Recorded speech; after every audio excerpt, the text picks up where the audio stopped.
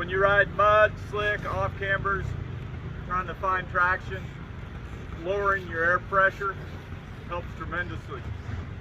I'll drop to 4 3/4 in the rear, and I'll drop to about 6 1/4, 6 1/2. So I'm saying it's about 1/4 in the rear, half up front, less than what you're probably normally running. Check your air pressure in the morning, go out and warm up, come back in, check your air pressure, reseat it. If you're at an event, go out, ride your first loop, come back in, check it again. You'll be good for the day. As your tires roll, they generate heat, so the air pressure comes up a little bit. It come up anywhere from 1/4 to 3/4 of a pound. If it's a cold morning like this and goes to 80 degrees, it'll climb a pound easy. That's why I'm saying check your air pressure. It does make a difference. On a trials bike, 1/4, 1/2 pounds make a difference on traction. On foot brake pressure, if it's you're making a turn, just like anything else, you want to weight that tire, that outside peg. Moving forward, moving back. If you move too far forward, it's going to cause the front tire to push in the slick. If you move too far back, it's still going to push the front tire because you just took everything off of it. You got to find the happy medium by practice. Generally the neutral position. And if I'm needing more rear traction, I'll move my weight back. How do I move my weight back? I squat. When you squat, you're putting pressure on those pegs evenly. That's going to push the suspension into the ground for traction. If I'm straightened up and want to accelerate, I'll go back a little bit. How do I go back? I can move my foot from center position back a little bit, and then I can drop my ankles. That's going to also push the suspension down. Camber corners, you take your camber, you're weighting the outside peg. That's what I'm talking about, weighting the outside peg. You can also, when you squat, put pressure on that, it's driving that tire in for traction around the corner. If we're coming around the corner like this and up to something slick, I'm going to figure out in my head what gear I want. Do I want first, second, third gear? When you go practice, don't just practice in one gear. Everything you practice, first gear, second gear, third gear. Sometimes you'll use second, it's too fast. Sometimes you'll use second because you need the bottom end of the motor to pull. Or instead of RPMs. We'll get into RPMs in a minute. Come around the corner, you got a good steady throttle, you're slipping the clutch. With steady throttle, slipping the clutch. Just about the time I start to get the bike straight, I'm coming up on the arch, you'll hold on the clutch the same. When I get straight, I start flipping that clutch. I got the RPMs up. I feed the clutch out slowly. If I come around the corner, clutch, get up on the throttle, and I bang the clutch, I'm going to light the rear tire up. It's going to slide. You know, if you got a root, something like that, they're coming around the corner, you got to wait till you get the tire past that before you could do anything. And you got to help it over that root, that log, whatever it is, with your legs. Help it over. Once it sets, then you can go. Feeding up the clutch, you need to practice that at home. You can do that in a straight line. First, second, third, fourth gear, dead stop, take off. Come up on the R, slip the clutch, and feed the clutch out. If you light the tire up, you fed it out too fast. Front tire starts to lift. Pull that clutch in just a little bit. You don't need to drop the R's. Just slip that clutch a little bit, drop the nose. Little tip on a hill climb. You launch up a hill climb, the front tire starts to come up. Don't chop that throttle. Slip that clutch a little bit to drop the nose. Chop the throttle, you kill speed instantly, and it's hard to regain going up the hill. Stop me when I'm lying. I'm on a roll. So, I'm giving you other tips on other things besides finding traction as we go along. So like I say, it's a lot of information to try to give to somebody in an hour and a half. So, the key is weighting the outside peg on the corner, feeding the clutch out. Get the R's up as feeding the clutch out, slipping the clutch. No center gravity. One of the European tricks is if they're in some mud, they'll come up on the arch and they just bang the clutch and pull it in. They want to spin the tire real quick. Just throws all the mud out of the knobs. You don't see it very often, but it's been taught.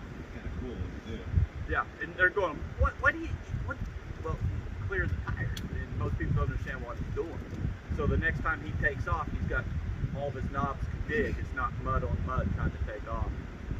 Or stop you down the hill and then you wham, spin your tire. Yeah. A little more coordination needed for that one. But. Or, you know, you come up, you got a flat rock like that, you put the back tire on it, click it up to about 4th gear, line lock the nose, spin the tire, clean the knobs, log, same thing. That way when you start the section, at least you got a clean tire. And I don't recommend turning it until it, you know, starts to smoke. Tires are kind of it's just like a 1 1000, 2 1000, your tire's clean. Yeah. Anything you want to add, Jess? Lots of clutch slipping and center of gravity. Try to keep your center of mass over the lowest point of your seat.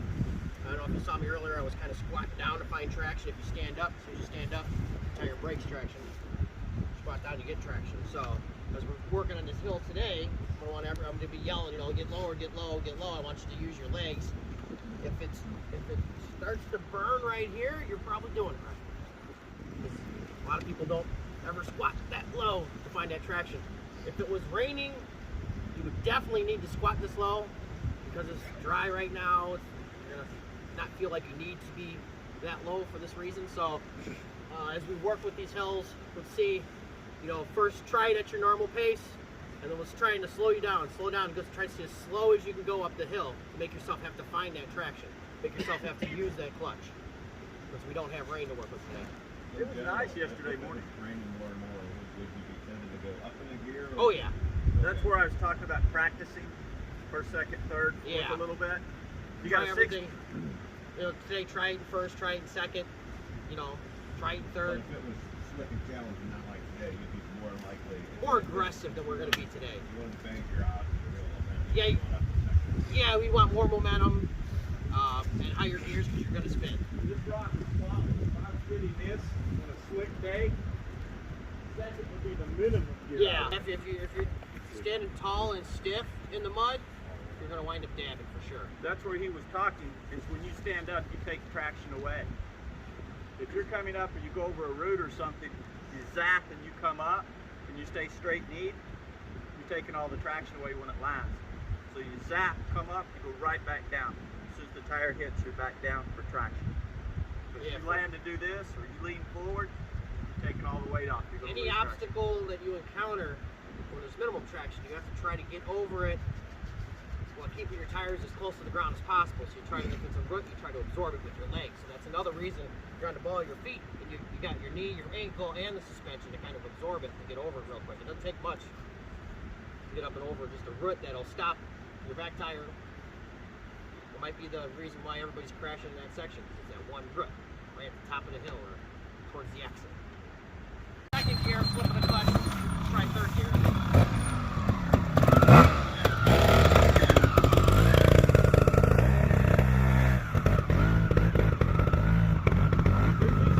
You hear that poppy, poppy, poppy? He's controlling it with the clutch. If he had the clutch completely out and go poppy, poppy, poppy, every time you do that, that's a power pulse to the rear tire for an opportunity for it to spin. He's overcompensating with the clutch. Let's try fourth gear.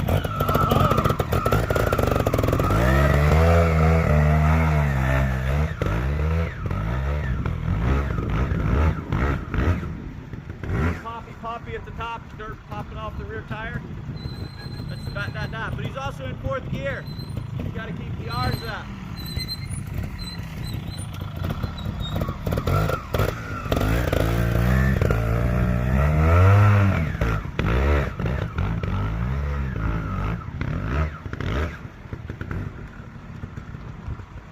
Hey Jess, third gear, then stand up straight-legged. Show him it spins. You lean forward and underestimate it, it will light up. You go too slowly.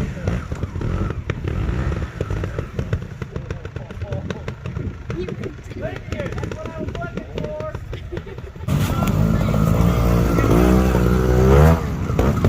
Good job.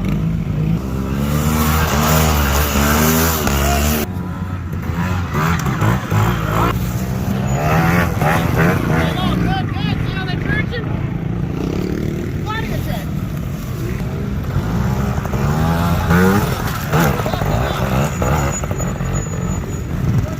Good, slipping it, looking up, slipping it, looking up. Good. Nice. Same there on the tree. Come on, upside. Take that turn as wide as you want. Slipping the clutch, looking up, slipping the clutch, looking up. Good, stay low, find that traction. Excellent.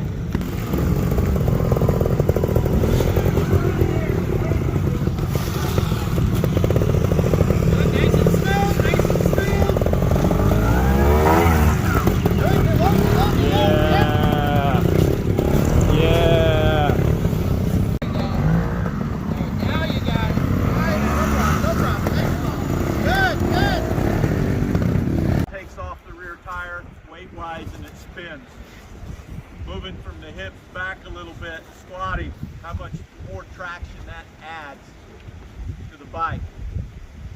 Some of you tried second, third gear, and you've seen how much it made you smoother. Something to think about is like, when I wind the motor up, it's about 3 times more than what you guys are doing. And I'm feeding the clutch, and I'm letting the flywheel help me at the top. These motors got a big chunk of metal there. Use it. Or you're using the bottom 1/8 to 1/4 max of your motor. We've still got 1/2 and 3/4. We don't need to get wide open. There's nothing big enough over here to wind it up that hard.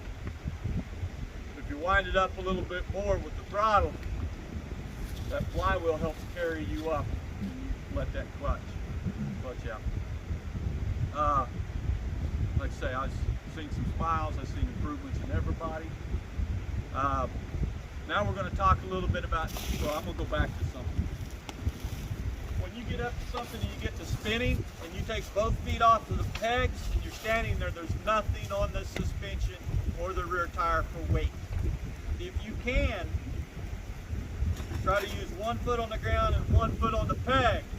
You can push on the peg and push with your foot to move it forward. So you're still trying to get some weight on those pegs for traction. There's times, hey, if you got both feet down, sometimes you'll just set on the seat. There we go. But if, as long as you stand there, you're going to use the strength of your upper body and you're trying to push that motorcycle. There are things you can do to help you take some of that stress away and save some energy. Try to keep the foot on the bar, on the peg, push with the other, sit down, whatever it takes to keep some pressure on the tires. Downhills. Coming downhills, traction-wise, that's where feeling your brakes, the front brake, rear brake. Rear brake's a little harder to feel how much modulation because a lot of weight is going on the front tire coming down the hill and modulating that brake to where that's maximum it will give me before it locks up and wants to slide. Once that front brake locks up and slides, pucker factor starts in a little bit. So you've got to get off it. If it starts to lock up, you want to stay in control. You've got to feed off of that front brake so it starts rolling a little bit and controlling it, feeling that modulation. There's a point that no brakes, lock up, in there's modulation. You'll feel the drag of the brakes. Like I say, when you're going downhill, you're going to have squat and back. You're going to get a lot of pressure on the hands. If you lean forward, you're going to feel it right here in the palm, a lot of pressure. Downhill, that's just gravity. Gravity pulling you down. It's a lot easier going down than going up. You'll eventually stop. But feel your brakes. They're talking to you. Feel that modulation. Just like the clutch has that slip window, your brakes has that slip window. If the rear brake locks, I don't panic. I'm controlling it with the front brake. Advanced techniques, you can lock the rear tire help turn the bike on some downhill stuff. Help square, you have to do less hopping at the bottom, but it's kind of sketchy. So, Jess is going to demonstrate coming off the rock. You guys are going up.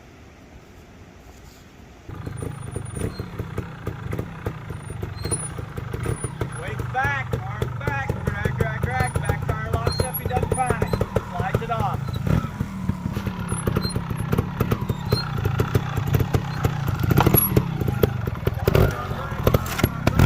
This is where we were trying to get him to stop on the bottom rock.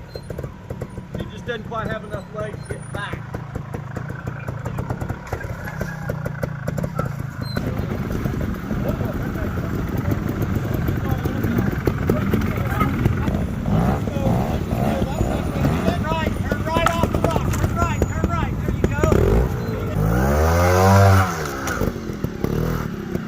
Nice.